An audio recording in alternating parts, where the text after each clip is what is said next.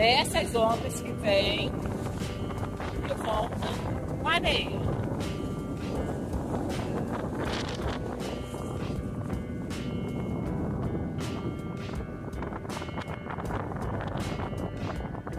Vou mostrar para vocês. Olha só o buraco que foi formou.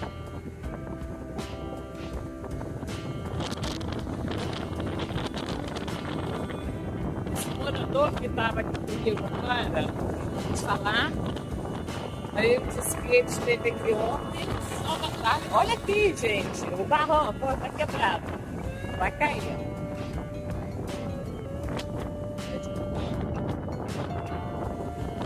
Falou que esteve aqui no final da tarde de ontem e estava tudo inteiro. Como vocês têm visto no nosso canal. Olha a areia, olha o vento.